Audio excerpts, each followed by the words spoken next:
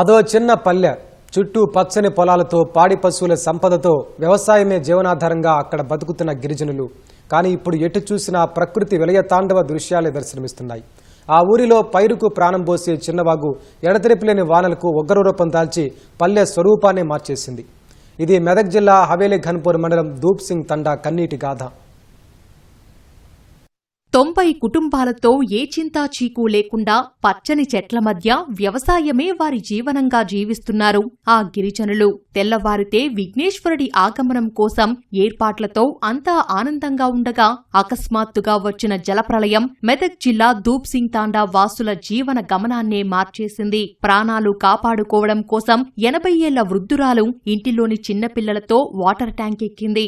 ఆకాశానికి చిల్లు పడిందా అన్నట్లుగా కురిసిన వానలకు 9 నెలల శిశువు ఆదమరిచి తల్లి ఒడిలో నిద్రించాడు. కళ్ల ముందు కనిపిస్తున్న వరద బీభత్సానికి తీవ్ర ఆందోళన చెందిన ఆ తల్లి నిద్రిస్తున్న బాలుడి ఊపిరివేగాన్ని తడిమి చూసుకొని గుండెలకు అద్దుకుంది. ఇలా వర్ణనకు అందని హృదయ విదారక ఘటనలు ఇప్పుడు ఆ గిరిజనుల మనోవేదనను తెలియజేస్తున్నాయి. 9 నెలల బాబు ఉన్నాడు, నాకు 4 సంవత్సరాల పాప ఉంది. వాళ్ళిద్దరిని ఎత్తుకొని ఎటు వెళ్లాలో కూడా అసలు ఘోరమైన పరిస్థితి.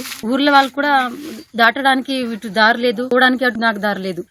ఏమి లేవు, ఒక చూద్దామంటే ఒక మనుషులు లేరు, ఏం లేరు. అరుద్దామంటే ఎవరికి వినిపిస్తలేదు. అసలు ఆ వాగులా అంత ఘోరంగా వచ్చింది వాగు. అసలు ఎప్పుడు రాలేదు, వస్తుందని కూడా అసలు కళ్ళు కూడా అనుకోలేదు. మస్తు ఘోరమైన పరిస్థితి.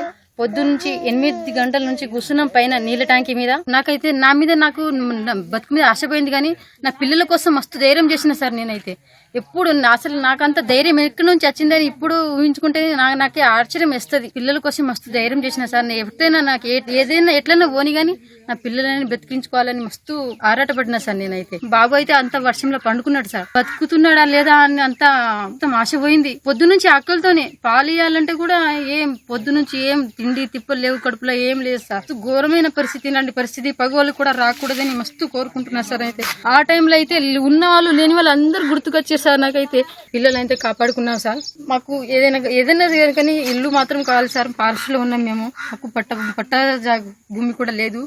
ఇల్లు ఎట్లయినా ఇల్లు ఇప్పాలని కోరుకుంటున్నాం. ఈడికైతే మేమైతే ఉండం సార్. ఇక మేము ఈడికెళ్ళి సాలిస్తున్నాము. ఇక చచ్చిపోతాం అనుకున్నాం సార్. ఇక మొత్తం ఈడికెళ్ళి అందక ఇక బతుకుడు ఏంది ఇది నేలకు చూసి సముద్రం అయిపోయింది సార్. మేము బతుకము, ఇక టాకే కూలిపోతుంది అనుకున్నాము, చచ్చిపోతాము నిన్న నుంచి. అయితే ఆకలితోని ఇట్లనే ఉన్నాం సార్. ఏం లేదు సార్, మొత్తం ఇల్లు కొట్టుకుపోయింది, రేకులు మొత్తం కూలిపోయినాయి. ఏ సామాన్ దిద్దామంటే మాకు ఏది ఆలోచించలేము సార్. మా పానాలు బతకాలని రేకుల పైన కూర్చున్నాము. గ్యాస్ పోయింది, సామాన్ మొత్తం పోయింది. కట్టుకుందామంటే బట్టలు లేవు, పిల్లల లెక్కలు లేవు, మాకు లేవు. పేయి మీద బట్టలు తప్ప ఏ వస్తువులు సుగా మిగిలినవి సార్. మేము ఇల్లు కట్టుకోవడానికి డబ్బులు తెచ్చుకుంటే సుగా డబ్బులు సుగా బ్యాగులు వేస్తే డబ్బులు సుగా కొట్టుకుపోయినాయి సార్. 30,000 తెచ్చినాం సార్. ఇప్పుడు ఏం తినాలి, మేము ఎట్లా బతకాలి, మా పిల్లల భవిష్యత్తు ఎట్లా, మేము ఎట్లా చేయాలి సార్? సుమారుగా 30 పూరి గుడిసెలు వరద నీటిలో నేలమట్టం కాగా ఆ ఊరి పశు సంపదంతా వరద ప్రవాహానికి కొట్టుకుపోయి కలియపరాలు దర్శనమిస్తున్నాయి. ఆరుగాలం కష్టపడి సాగు చేసిన పచ్చని వరి పైరు మీద ఇసుక మేటలు వేసిందని రైతులు కన్నీటి పర్యంతమవుతున్నారు. కొద్ది రోజుల్లో చేతికి రావాల్సిన 25 ఎకరాల చెరుకు పంట వరద ధాటికి నేలమట్టమైంది. వరద బీభత్సానికి రోడ్డు ఛిద్రమై ఇతర గ్రామాలతో సంబంధాలు తెగిపోయాయి.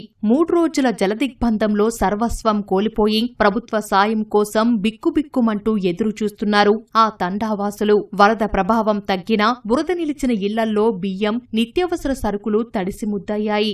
చెరుకు తోట ఇప్పుడు మాకు ఇంకో నెల అయితే కొట్టే టైం ఉండే సార్. కొట్టే టైంలో ఇప్పుడు వరద వచ్చేసి మొత్తము నాశనం పట్టించింది మాకు. అది చాలా మాకు బాధాకరం సార్. అది చాలా ఇప్పటికే బాధాకరం ఉంది. ఇక్కడ రైతులు వచ్చేసి 15 మంది రైతుల వరకు ఉన్నారు సార్ మా దగ్గర. చెరుకు తోట రైతులు అందరికీ అదే పరిస్థితి ఉంది సార్. ఎవరికి బాగాలేదు, మొత్తం అందరికీ తోటలు అన్ని కిందనే పోయినాయి, మొత్తం వేర్లతో సహా బయటకు వచ్చేసినాయి. గవర్నమెంట్ గిన మాకు చెరుకు తోట ఉన్నోళ్ళకి గిన కొంతవరకు సాయం చేస్తే మాకు గిన ఏదో కూలి కైకిలో ఏదో బయటకు పడతామనేసి గవర్నమెంట్ ను కోరుతా ఉన్నాం సార్. వరద రావడం వలన మొత్తం కొట్టుకుపోవడం జరిగింది. ఇసుక తెప్పులు మొత్తం వేర్లు అనేది మొత్తం తేలినాయి. ఇసుక ఇది చేయడం వలన మాకు పంట బాగా నష్టం పెరిగింది. మినిమం అంటే 150 ఎకరాలు దగ్గర ఉండొచ్చు ఇప్పుడు ఇక్కడ కొట్టుకుపోవడం అనేది చాలా బాధాకరం. అది మేము కోరుకున్నది ఏంటంటే నష్టపోయిన తర్వాత కూడా ప్రభుత్వం వెంటనే స్పందించి మాకు కూడా ఏమైనా నష్టపరిహారం అందిస్తారని మేము కోరుకుంటున్నాం ప్రభుత్వం తరఫున కూడా. మేము దగ్గర ఈడ 90 కుటుంబాలు ఉంటారు. మాకు ప్రభుత్వం తరపు నుంచి ఇక్కడ ప్లేస్ నుంచి తీసేసి వేరే ప్లేస్ కాడ తండను ఏర్పాటు చేస్తే ఎంతో మంచిగా ఉంటుందని మేము ప్రభుత్వాన్ని కోరుకుంటున్నాము. వానాకాలం వస్తే తమ పరిస్థితి ఎప్పుడూ అగమ్యగోచరంగానే ఉంటుందని వారు ఆవేదన వ్యక్తం చేస్తున్నారు. వాగుపై అసంపూర్తిగా ఉన్న వంతెన పూర్తి చేసినట్లయితే తమకు ఈ నష్టం జరిగేది కాదని వాపోతున్నారు. ఎలాగైనా ప్రభుత్వమే ఆదుకోవాలని, పక్కా ఇల్లు నిర్మించి తండాను వేరే చోటికి తరలించాలని కోరుతున్నారు.